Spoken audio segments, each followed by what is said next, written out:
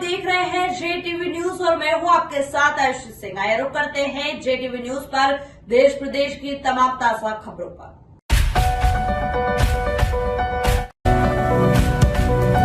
ग्राम मटली में आयोजित हुआ रानी काजल माता वनवासी समिति राजपुर व ज्वाइंट्स ग्रुप ऑफ इंदौर की ओर से दिव्यांगजनों के लिए निःशुल्क कृत्रिम अंग हाथ पैर कैलिपर्स शिविर का आयोजन। कैंप लग रहा है, कुछ बताना चाहेंगे? रानी काजल माता वनवासी समिति द्वारा इंदल धाम मटली में निःशुल्क दिव्यांगजन शिविर आयोजित आज से हुआ है। इसी में बड़वानी जिले के जितने भी दिव्यांगजन हैं जो लाभ लेना चाहें वो 23 तारीख तक इंदल धाम मटली में अपना रजिस्ट्रेशन करवाकर लाभ ले सकते हैं। संस्था द्वारा बहुत ही सामाजिक समरसता को देखते हुए बहुत अच्छा शिविर लगाया गया है। सभी अवश्य पधारें और एक बार आकर देखें किस प्रकार से दिव्यांगों की सेवा की जा रही है। धन्यवाद।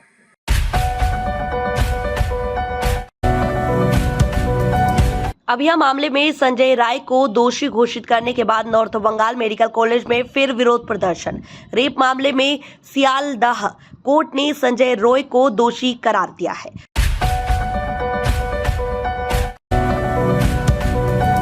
बागडोगरा हवाई अड्डे में अधिकारिता राज्य मंत्री BL वर्मा पश्चिम बंगाल अपराध और असामाजिक तत्वों का अड्डा बन गया है।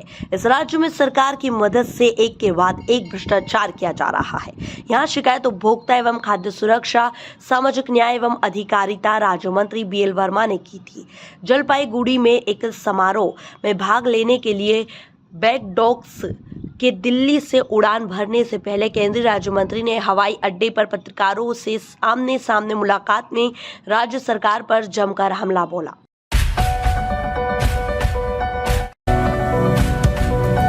गुजरात से भटक कर आए पति को कल पत्नी ले जाते समय भावुक हुई, आंखों से निकले आंसू। जनसेवा अनवरत जारी है। शासकीय अस्पताल बड़वानी के डॉक्टर नितिन पटेल सेंधवा से रेफर होकर आए संजू पाटिल के साथ। अजीत भाई, आपका पूरा परिचय देते हुए ये बतलाएं कि ये जो हैं ये व्हील चेयर पे है, इनका क्या नाम है और क्या स्थिति थी इनकी? ये संजू भाई पाटिल है। हाँ। ये सेंधवा में गिर गए थे और गिरने के बाद 108 के माध्यम से बड़वानी जिला अस्पताल में रेफर किया गया था। हाँ। जहाँ से डॉक्टर नितिन पटेल द्वारा मुझे सूचना दी गई। इनके साथ कोई भी नहीं था। हाँ। तो इनसे पूरी जानकारी ली गई और जानकारी लेने के बाद सेंधवा में कुछ लोगों को इनके मैसेज शेयर किए गए, जहाँ से मालूम पड़ा कि ये सूरत के रहने वाले हैं और सूरत के नंबर इनकी पत्नी के मिले। पत्नी से संपर्क किया और इनके एक्सीडेंट हुआ था, तो जो जटिल ऑपरेशन था वो डॉक्टर नितिन पटेल ने बड़े ही शानदार तरीके से किया। मतलब उम्मीद नहीं था कि यहाँ बड़वानी सरकारी हॉस्पिटल में ऑपरेशन हो जाएगा। मतलब जिस हिसाब से चोट लगी थी, एक हड्डी खसक गई थी जिसमें गोला लगना था, जो मतलब प्राइवेट बड़े बड़े हॉस्पिटलों में ही होता है, लेकिन सरकारी हॉस्पिटल में डॉक्टर नितिन पटेल ने बिल्कुल हमारा काम निःशुल्क कर दिया। अच्छा, अगर वास्तव में अगर कोई निजी अस्पताल या कुल कितना खर्चा लगा, इसका अनुमान है आपको? अगर ये निजी हॉस्पिटल में जाते तो 50,000 रुपये कम से कम लग जाते हैं इनको। लगातार आप इस टाइप की समाज सेवाएं करते आ रहे हैं लगातार? जी, ये अभी तक हम बहुत लोगों को, बिछड़े हुए लोगों को मिला चुके हैं। ये अभी कुछ दिन पहले ही बंगाल के एक लड़के को मिलाया था और अभी ये सूरत वालों को मिलवाया है। अच्छा, आपके साथ और कोई भी है जो रोटरी क्लब बड़वानी और हमारी टीम पूरी लगी हुई है इस कार्य में, सेवा कार्य में लगी हुई है। तो रोटरी क्लब से कौन जुड़ा हुआ है आपके साथ में? अभी वर्तमान में रोटरी क्लब के सचिव ललित जैन मौजूद हैं। ये भी लगातार अपनी सेवाएं देते रहते हैं? लगातार सेवाएं देते रहते हैं।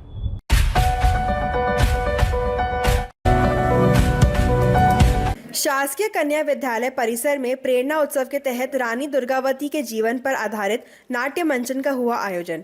मैं संगरत्ना बनकर हम रानी दुर्गावती का जो महोत्सव चल रहा है, जिसमें रानी दुर्गावती के हम लगातार शो कर रहे हैं और हमारा उद्देश्य ये है कि जो आजकल विलुप्त हो गई ऐतिहासिक चीज़ें संस्कृति संचालनालय के माध्यम से ये हमें अवसर मिल रहा है कि रानी दुर्गावती के बारे में हमारी जो आदिवासी जनता है, पब्लिक है, बच्चे हैं, ये उनके बारे में जाने, उनकी वीर गाथाओं के बारे में जाने, क्योंकि आजकल सब कुछ किताबों में लुप्त सा होता जा रहा है और जो चीज़ हम देखकर समझते हैं वो हम किताबों से पढ़ के भी नहीं सीख पाते हैं। तो यही हमारा उद्देश्य है कि जो दुर्गावती की जो वीर गाथाएँ हैं, दुर्गावती ने जो हमारे देश के लिए बलिदान दिए हैं, जिसके कारण आज हम स्वतंत्रता की सांस ले रहे हैं, तो इस उद्देश्य से इस कार्यक्रम का आयोजन किया गया है। भोपाल शहर, छिंदवाड़ा और देवास से जो हमारे निदेशक हैं सर प्रभात जी, उनके मार्गदर्शन में हमारी टीम काम कर रही है और बस यही हमारा उद्देश्य है।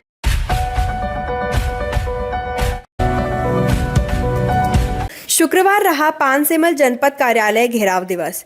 बता दें कि जागृत आदिवासी दलित संगठन के कार्यकर्ताओं ने शुक्रवार को नारेबाजी करते हुए जनपद कार्यालय पानसेमल का घेराव किया।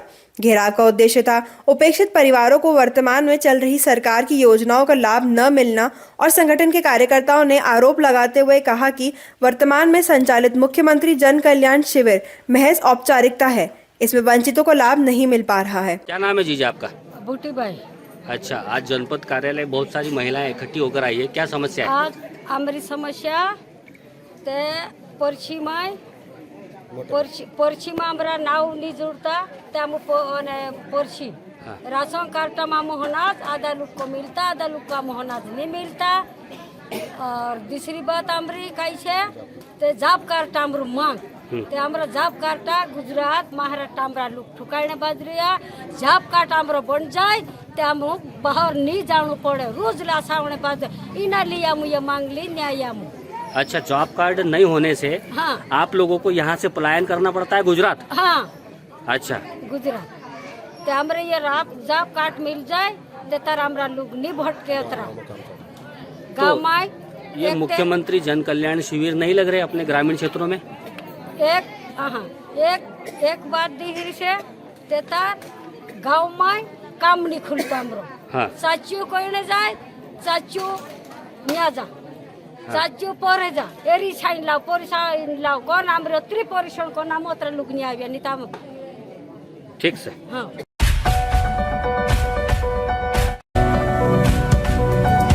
मुस्लिम व बोहरा समाज ने किया बेटी परिधि और जैन धर्मगुरुओं का सम्मान। विधायक सेना पटेल ने जुलूस में सम्मिलित होकर लिया आशीर्वाद।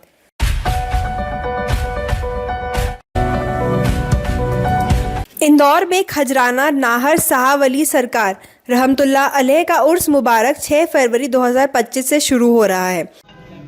मेले को लेकर जो हमने इंतजाम किए हैं कि जैसे कव्वाली है और आने वाले जायरीनों को कोई तकलीफ ना हो, इसके लिए सभी सुविधाओं को लेकर जो भी प्रशासन का सहयोग है वो लेंगे। इस बार लेडीज़ों के मार्केट के लिए क्या इंतजाम रखे हैं, कितने बाउंसर लगेंगे या क्या लगेंगे, और भी क्या इंतजाम रखा गया है? मीना बाजार के अंदर हम जेंट्सों का जाना बंद कर देंगे और लेडीज़ों के लिए अलाउ रहेगा और वहाँ पर लेडीज़ बाउंसर लगाए जाएंगे। का कार्यक्रम हमने दरगाह में, हमारे जो दरगाह के इमाम है उनके द्वारा रखा गया है और किसी उलमा को बाहर से नहीं बुलाया गया और नात का कार्यक्रम रखा गया है। कुरान खानी होगी बस रखा गया। टोटल ये 5 दिन का रहेगा। पहले दिन संदल रहेगा, दूसरे दिन तकरीर और नात का कार्यक्रम रहेगा और 3 दिन कव्वाली रहेगी। मेले को परमिशन के लिए आवेदन किया गया है और मेले का जो टाइमिंग जो शासन की तरफ से होगा वो बिल्कुल नियमों का पालन किया जाएगा और शासन के सहयोग लेने के लिए हमने शासन से अपील करेंगे कि वो हमारा सहयोग करें। दुकानों के लिए तो ये रसीदें कटने के बाद ही आपको बताया जाएगा, क्योंकि दुकानें बनाई जा रही हैं और रसीदें कटेंगी उसके बाद ही इसको फाइनल करेंगे। क्या व्यवस्था रखी गई? पार्किंग के लिए हमने सामने जो तलाई है जो बरसों से खाली पड़ी है और उसको साफ सफाई के लिए हमने कर दिया है। हमारे जो क्षेत्र के दोनों पार्षद हैं, दोनों पार्षदों से अपील की गई है और नगर निगम की तरफ से शासन से अपील की गई है कि हमें पार्किंग के लिए व्यवस्था के लिए जो तलाई वाली सामने वाली जगह है वो दी जाए और लगभग मेरे हिसाब से काम चालू हो चुका है वहाँ पर, तो बेहतरीन व्यवस्था करेंगे और आने वाले जायरीनों को कोई तकलीफ ना हो इसको पूरा ध्यान रखा जाएगा। तकरीबन 50 या 70 रखेंगे हम, क्योंकि 20 या 25 तो महिला बाउंसर रखेंगे और बाकी जेंट्स बाउंसर रहेंगे। आपका परिचय? वकील पठान, उर्स कमेटी सदर, दरगाह नाशावली।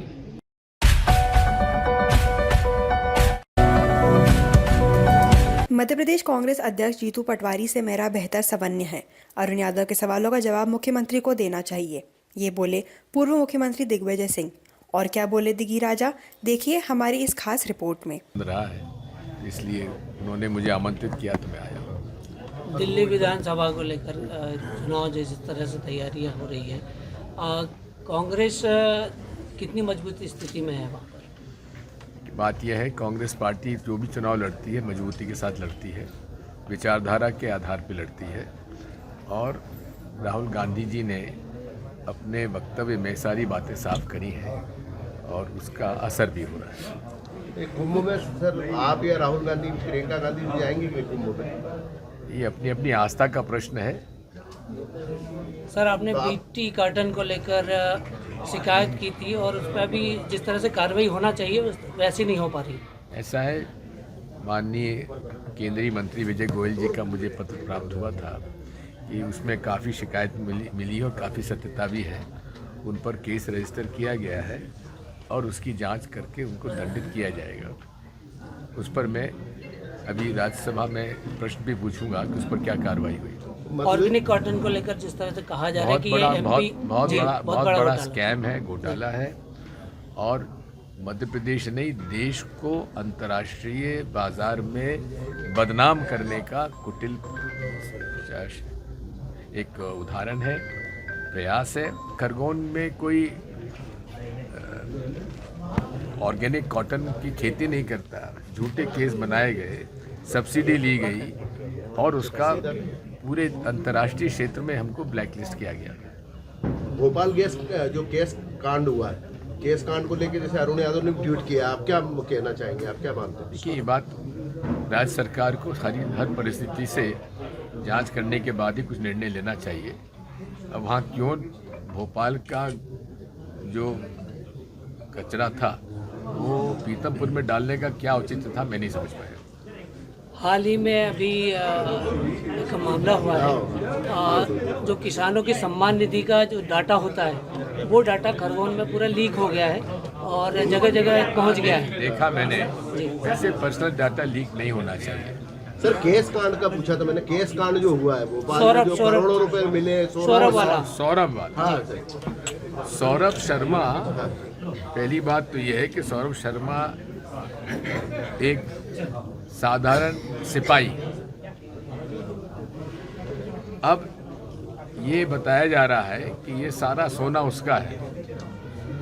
23 करोड़ रुपए नगद, 3 एजेंसियां काम कर रही हैं, पूरी केंद्र सरकार उसको ढूंढने में लगी हुई है, राज्य सरकार भी उसको ढूंढने का प्रयास कर रही है, लेकिन अभी तक असफल रहे हैं।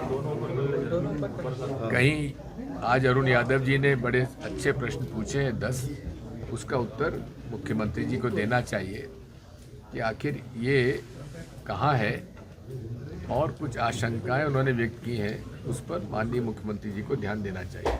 सर एक सवाल था कि मध्य प्रदेश कांग्रेस के जो अध्यक्ष जीतू पटवारी जी वो युवा है और वरिष्ठों में समन्वय नहीं हो पा रहा कांग्रेस में, जिस गति से काम करने चाहिए कांग्रेस को ऐसा नहीं कर पा रही। मुझे किस श्रेणी में डालते हैं आप तो वरिष्ठ है साहब, तो फिर मेरा तो समन्वय ठीक है उनके साथ। धन्यवाद।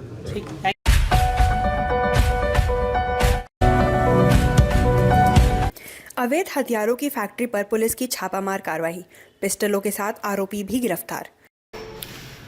सर अवैध हथियारों पर कार्रवाई की गई है, क्या है पूरा मामला? कल पुलिस को सूचना मिली थी कि एक सिकली घर है जो उंडी खोदरी का है, आम सप्लाई करने के लिए इधर आ रहा है, तो उसको लवानी फाटे पर घेराबंदी करके पकड़ा, जिसके पास से करीब 8 पिस्टल मैगजीन सहित मिली है, जिसे पुलिस ने जब्त किया पुलिस टीम ने। और फिर उसके बाद पूछताछ पर पता चला कि इसके द्वारा उंडी खोदरी में इसके घर के पास ये चीज़ें बनाई जाती है, जिसमें दबिश देकर वहाँ पर दबिश दी तो वहाँ फैक्ट्री मिली जिसमें आम बनाने की कई सामग्रियाँ जैसे चक्री और कुछ खांचे मिले हैं और उनको जब्त किया गया है, टोटल आर्म्स बनाने की सामग्री को। और 8 पिस्टल भी इस क्लिकर से जब्त की गई है। इस पर कुल पूर्व में भी 2 अपराध है, जिसमें कनाड़िया थाना जो इंदौर अंतर्गत है वहाँ पर आर्म्स सप्लाई के लिए इसका अपराध दर्ज है, और थाना सेंधवा ग्रामीण में ही पिछले दिसंबर माह में एक आम सप्लाई करने में इसके द्वारा उसका निर्माण किया गया था, उसमें फरार चल रहा था। इस पर पुलिस अधीक्षक महोदय द्वारा 2000 रुपये की उद्घोषणा भी जारी की गई थी। इसे गिरफ्तार किया गया, आज माननीय न्यायालय पेश किया जाएगा। सर हथियार कहाँ है, संबंध में जानकारी मिल पाई? इसके द्वारा सप्लाई किया जाना था, राजस्थान या महाराष्ट्र से कोई पार्टी आने वाली थी लेकिन वो आई नहीं, और उसके पहले ही पुलिस को सूचना मिलने पर इसकी घेराबंदी करके इसको पकड़ा गया है।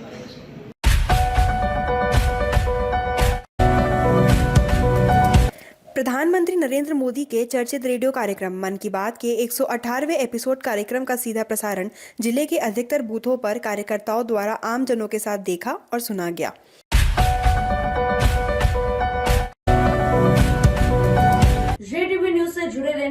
हमारे खबरों को लाइक और शेयर करें, हमारे चैनल को सब्सक्राइब करें और अपडेट रहे हर छोटी बड़ी